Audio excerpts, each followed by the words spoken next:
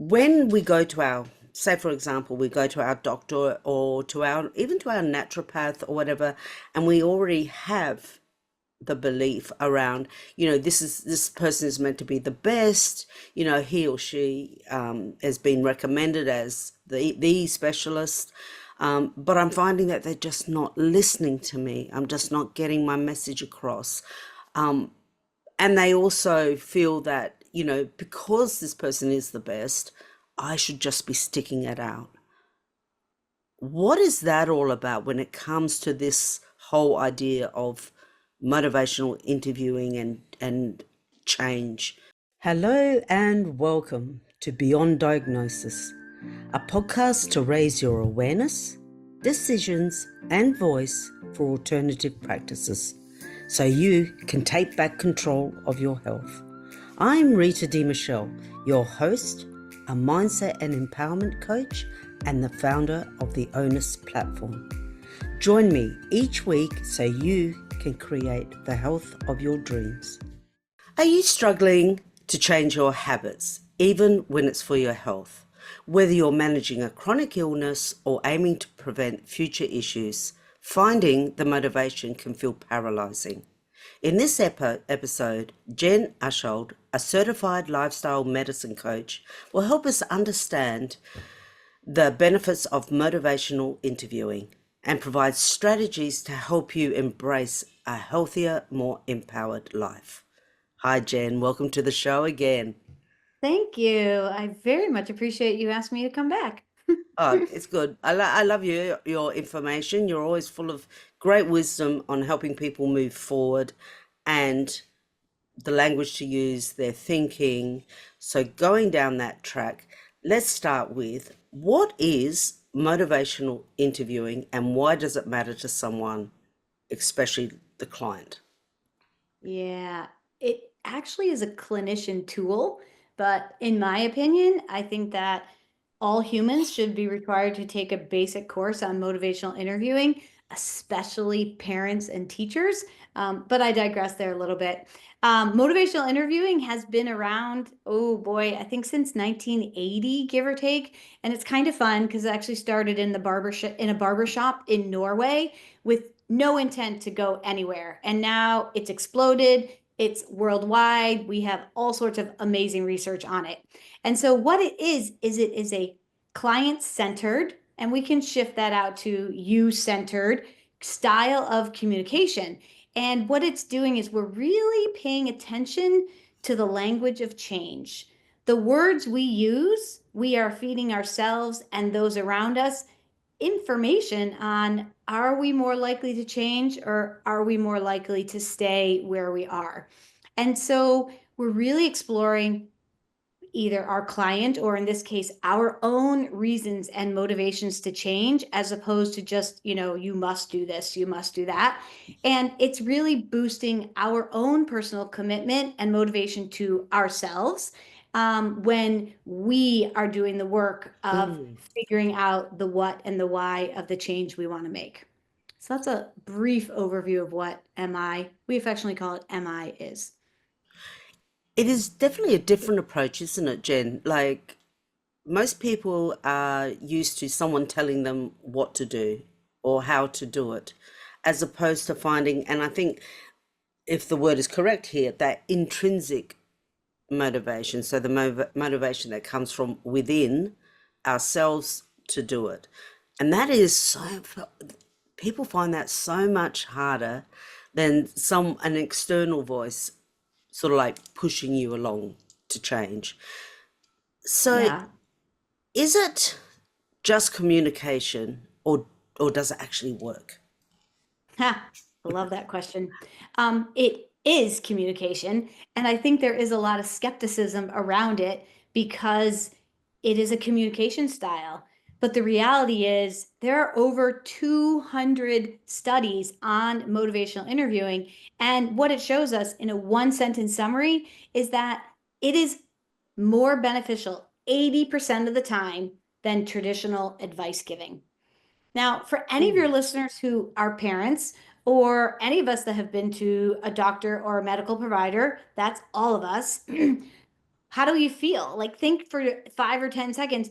How do you feel when your doctor says you must fill in the blank? You have to lower your blood pressure. You have to lose 30 pounds. Or as a child, you have to do your homework before 7 p.m. Mm. We don't like to be told what to do, but as humans, we do like to tell people what to do. So we have to find that's a pretty big disconnect, right? We are happy to give advice, but we certainly don't want to receive it. So, how do we make it more harmonious and actually it enhances the motivation of everyone involved?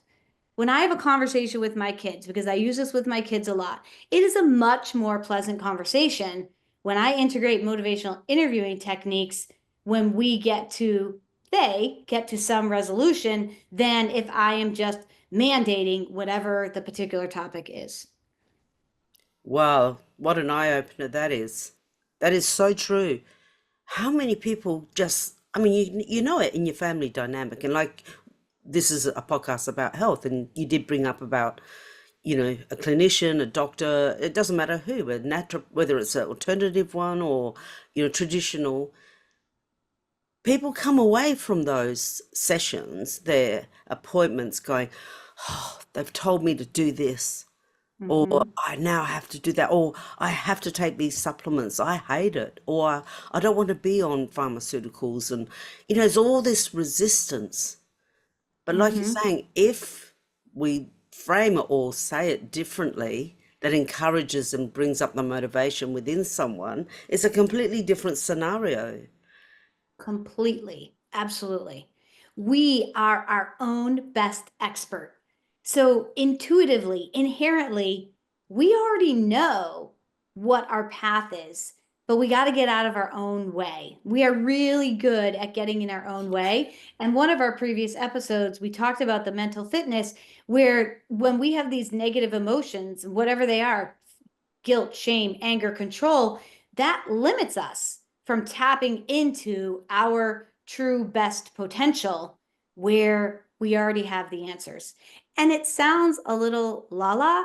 It's really not if we really start to get curious. And when you see it in action, whether you're on the clinician side or the client side, it's really fun and fascinating to watch it unfold.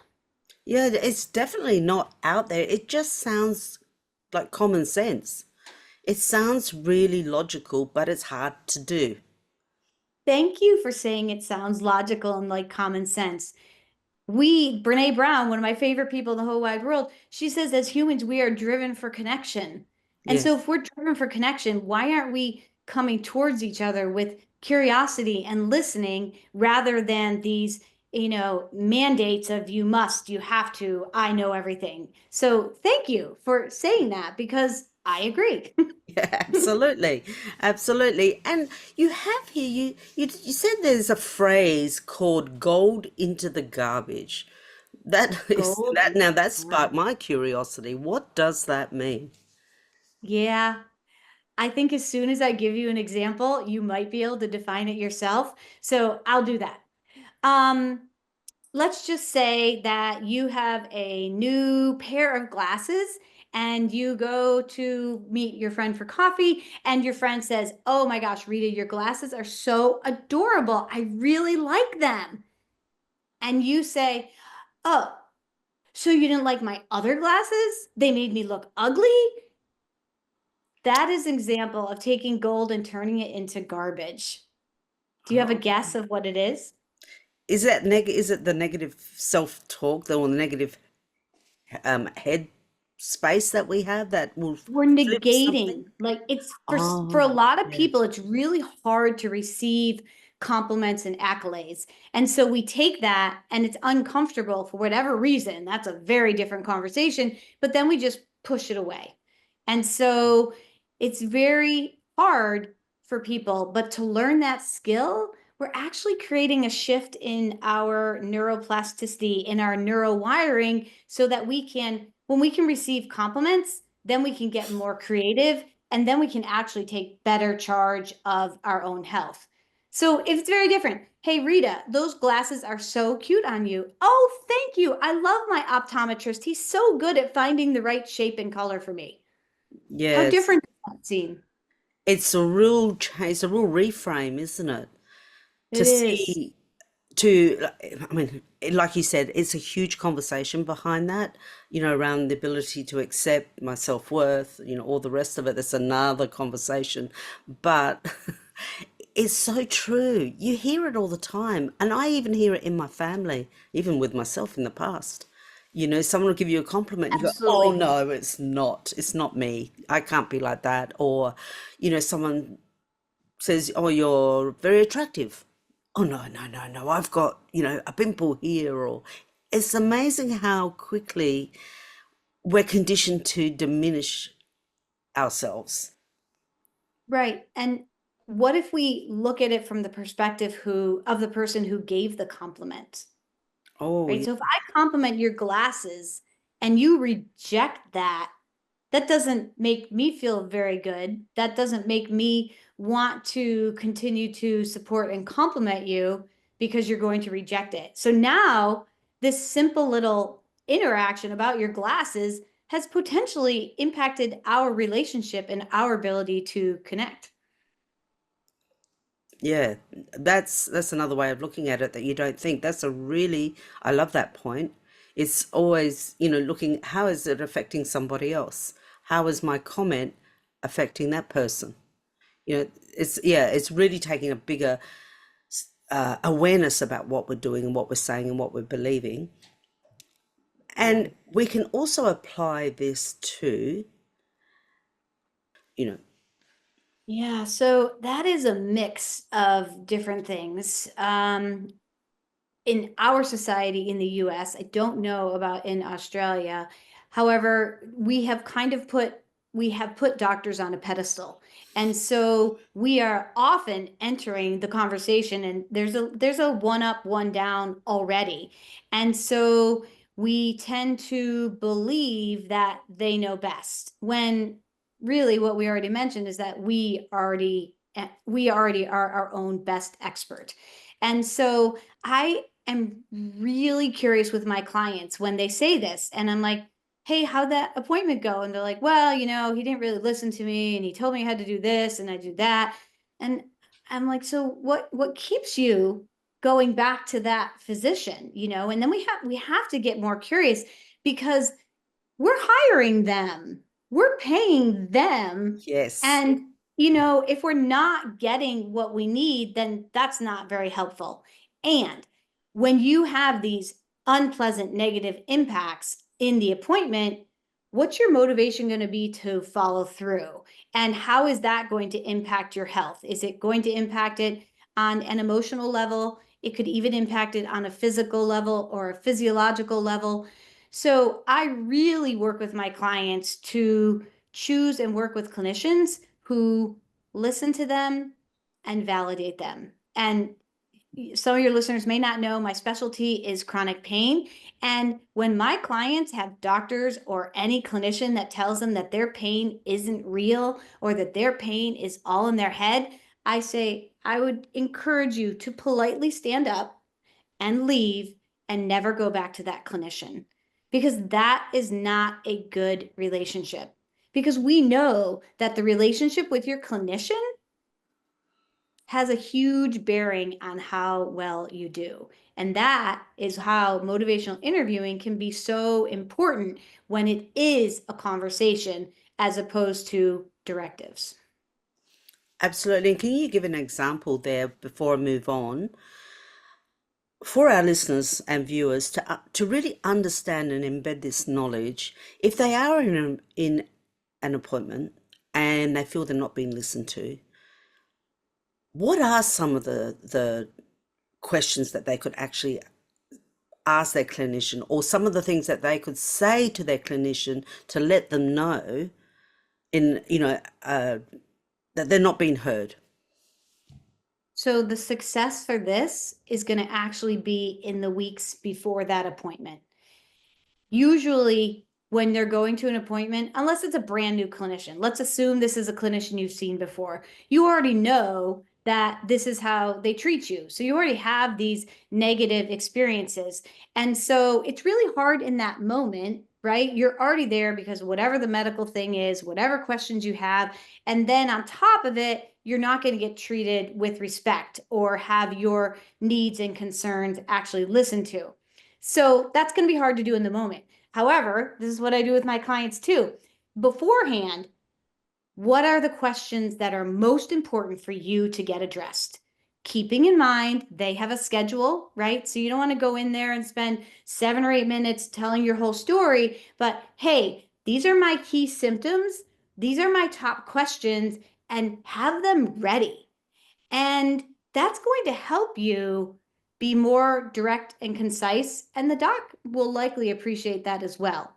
So if the doc then shifts into, not listening or giving directives and mandates, you can just, it's hard to do, but politely, hey, can we get back to these are my most important questions. I know you have a tight schedule and I hear you that you want me to take a cholesterol medication.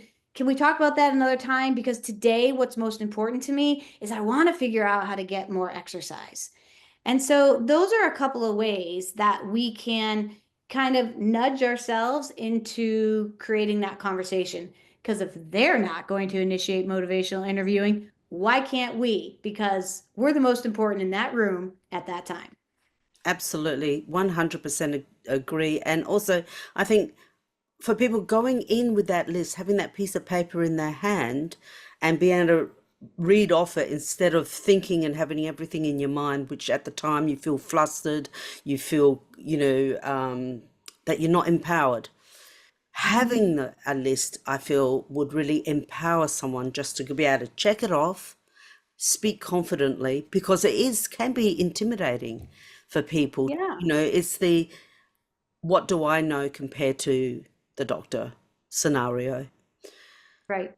So what I also am really interested in is it people's resistance to change or changing their practitioner, doctor, whoever, do they confuse that with loyalty? Do they confuse resistance to change with loyalty? I don't know if they confuse it. I think that those who are strongly loyal, they are unable to see the top priorities for themselves. I have a child who is an exceptionally loyal human being. And again, back to mental fitness, our greatest areas of struggle, whether it's we control things or we're hyper vigilant, they actually represent our greatest strengths that have gone a little overboard. So loyalty can go overboard. And the Mm. one example with my son is he was in a car when he was a teenager with a friend who was on a crazy, squirrely road driving 90 miles an hour. And I'm like, why didn't you tell him to stop? Thank God he got pulled over by the police. I'm like, why didn't you tell him to stop? He's like, I'm not going to rat him out. And I was like, your life was in danger. You were on a curvy road going 90 miles an hour. Your life is in danger. And he's like, I don't care. And I was like, wow. And that was my first thought on how loyalty can actually become a weakness. Yes. So I think they might be two different things, except the resistance to change is just shadowed over this strong, strong loyalty. Yeah, that's a really good point. And how many people do that? How many people don't even realize that they are hurting themselves for this loyalty? Like, I don't want to change my practitioner. I don't, the fear of the unknown. So many times in, husband, my mother before, etc., I don't want to change because I don't know the other one. How do I know that Right. I have my needs met? So it's better, it's almost like better the devil you know than the devil you don't, if you want to use that Which is phrase. which is a sad place. I do know that phrase. Yeah. But that's also the whole premise of your show is let's look beyond whatever is it a diagnosis, is it a symptom, whatever it is. And so many people take medications that they don't actually need. They have tests and scans that they don't need because the doctor said so. And I find it fascinating. My specialty is pain. And I have clients who will see the orthopedic doctor and they'll do exactly what the ortho says regarding their pain. And I'm like, okay, what's motivating you to do that? Well, I just want to get it checked out. And I'm like, okay, even though the research shows us that the more tests and scans and appointments and things that we do can actually raise the sensitivity and we have more pain, like, yeah, the doctor said so. So we really give them a lot of our power and we need to take it back. Absolutely, absolutely. And I would actually add to that is people's motivation also to, like, they take a series of pharmaceuticals or even a series of supplements. And where's the motivation to actually ask, do I need to continue this? Because once you're on a pharmaceutical, they'll never take you off. They just keep adding. So we must, find that motivation for ourselves to go, do I need to stay on this? Like that's, I guess, a question they can put on their list. Do Can I I require to be on all this? can I give your listeners a website that I absolutely love? Absolutely. Okay, it's called thennt.com, THENNT. We'll put it in the show notes, or you'll put it in the show notes. Yes. And what NNT stands for is number needed to treat. So a super simple thing is that the closer to zero, the better a treatment is. So let's just say actually medications for high cholesterol. So the NNT is 300. So that means that 300 people have to take that medication for one person to get a benefit. Now, I know the NNT of my work with chronic pain. So the NNT for people to have a reduction in pain is 3.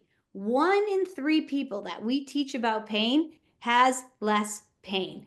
So your listeners and your viewers can go to the nnt.com and look up, okay, my doc wants me to be on a statin. Here's what the research shows. And they give this great like traffic light, right? This is a black, no way, no how. Then they have red, yellow, and green. And then you can have a conversation with your doc. And now you are empowered with knowledge in addition to also trusting their knowledge. And it's finding that balance point of what's going to be best for you.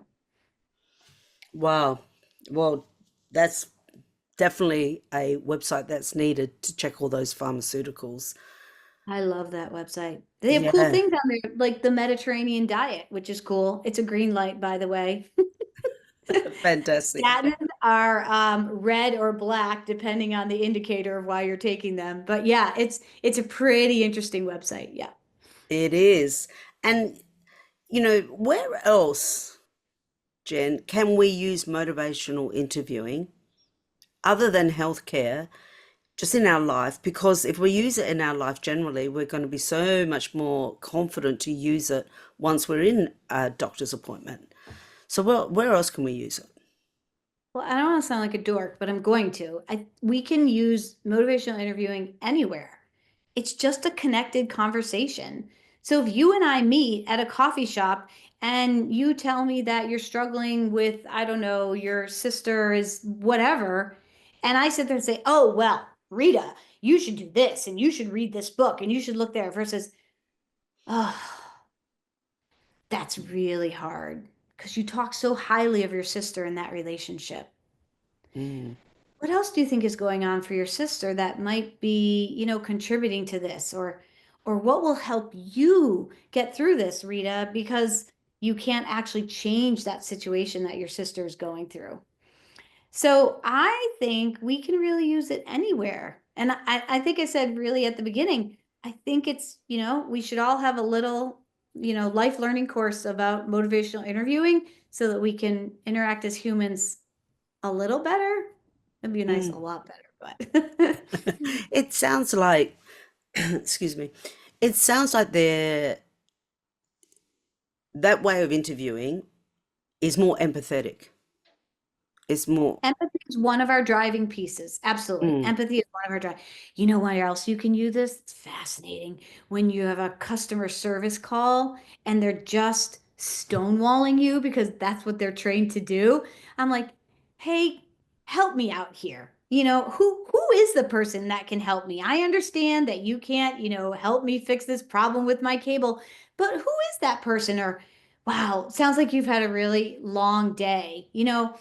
What's a step that we can do to move forward? Because it seems like we're just cycling in this conversation. So we can use it with customer service reps too. It's and I think that's where it's really needed. Um, so it sounds like it's more, don't go in defensive, but see how you can be collaborative with this person. Okay, you would think that I was feeding you these words. I am not. Empathy is a key component of motivational interviewing. Collaboration is a key component of motivational interviewing. And client autonomy, we've been talking about that all along, like putting the client or putting your listener in the driver's seat. And I'm also going to say curiosity. I heard a statement once, let's start with curiosity over criticism. And so many times if you're talking to me, I'm already formulating in my head what my response is going to be. I'm no longer listening. I am criticizing what you've told me and planning my response versus just listening to you. Which is also why, Rita, this conversation has really gone in multiple directions already.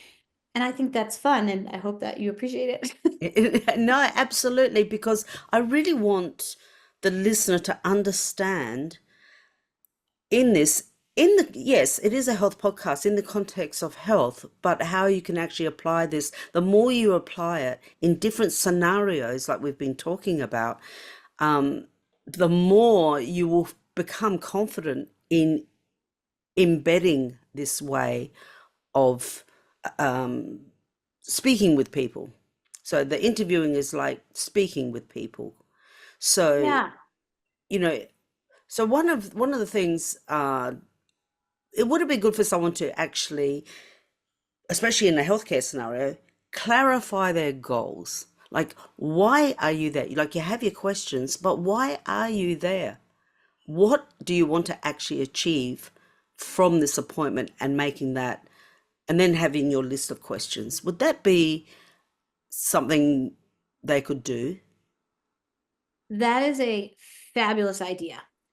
I think there's a little piece of reality that we have to entertain here is that unfortunately, the medical system as it stands, docs have a really limited amount of time.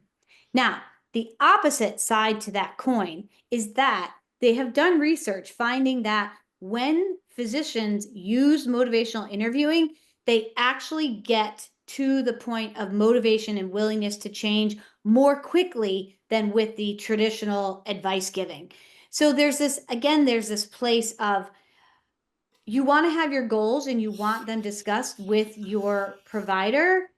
And when can you most strategically do that, right? When it's a new diagnosis, maybe not then because you're processing it. But then next session, okay, so I have this diagnosis of cancer. My goal is to beat it without chemo. What is our best way to get down that path?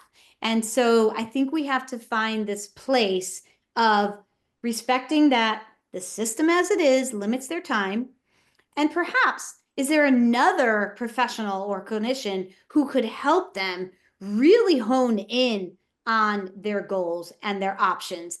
And then how efficient will their sessions be when they do go to the doc? Hey, doc, bam, bam, bam. I'm ready. Let's go.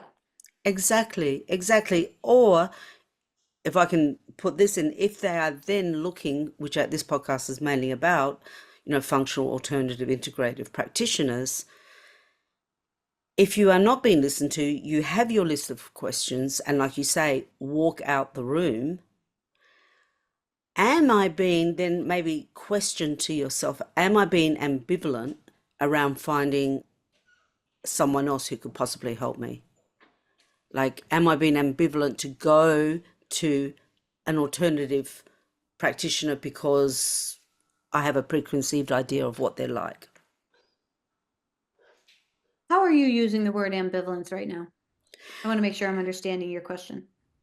That they, how do I want to use ambivalent? They're not caring enough, or they think, oh no, I'm not going to do that. No, no, it's not important enough for me to find someone else. So the question is, if they're not being treated the way they want to be by their provider, yet they're not motivated enough to find a new provider. Exactly, And the exactly, question is, how do we get them from here to here? exactly. That would be a lot of self-work or, exposure to podcasts and things where they're getting motivated to learn these things. Or, possibly if they know that, right? If you feel it in your core, this doctor is not treating me well, or this chiropractor or whatever it is, but it's hard for you to make that change. That might require a little bit of work. Is it coaching? Is it work you can do on your own? Is it, because we can read books and learn, but it's not going to just be a flip of the switch. And it's diving deeper. What is it that you don't like about that provider? What does it make you feel? And how is it in line or not in line with your values? And what's the type of provider that is in line with your values? And so getting curious about some of those things can help you hopefully shift as well. And something we haven't talked about yet is another key area of motivational interviewing is something called change talk. So the words we use, usually I'm listening for them from my client, but we can listen to our own words to ourselves, indicate our level of readiness for change or motivation. So let's take a topic of I want to find a new doctor. So if I say to you, Rita, I might find a new doctor, or I could say, Rita, I expect to find a new doctor, or I guarantee I'm going to find a new doctor. Do you see, can you and your listeners hear how each of those three words, there was more and more definitive change talk going on. Now, we do the might, the maybe, the not sure. We call this sustained talk. And these are words that are indicating that people, they're not quite ready to change, or we have to get more curious and help them find within themselves the reasons to change. And then we start to see a shift in their language into change talk. I love that. I love that. That is so good. So to be able to, for someone to be able to integrate, excuse me, what you're saying on their own, they're listening to this and they want to sit at home and start integrating some of this.